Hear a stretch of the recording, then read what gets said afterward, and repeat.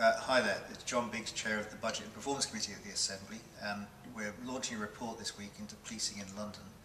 And particularly this is driven by the words frontline policing, and every politician talks about the importance of frontline policing, and what we wanted to understand was what people actually mean by that. If you just pause for a moment, you can reflect that if there's a crime, there may be a police officer investigating it, but they may have all sorts of technical people helping them as well. There'll obviously be people back home, back in the police station, helping them with it as well. So what is the right measure of policing, and have they got the balance right in London? And we're posing a number of questions from our work, for which we took evidence from around the country, from experts.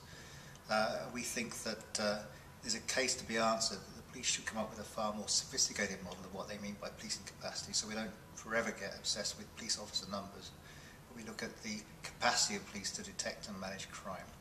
We think that there are efficiencies to be found in cutting the number of support staff, providing we invest in the right programs. So a good example of that is human resources, where they have made big staff savings, and there are efficiencies to be found in that.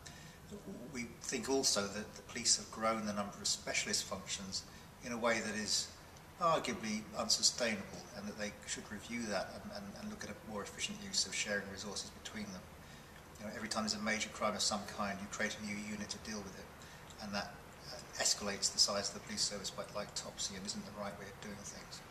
And we think that it's a useful foundation for the work that the Assembly will be doing later this year, when the police authority is abolished and the Assembly jumps into the shoes of the police authority in holding the Mayor to account in overseeing policing in London.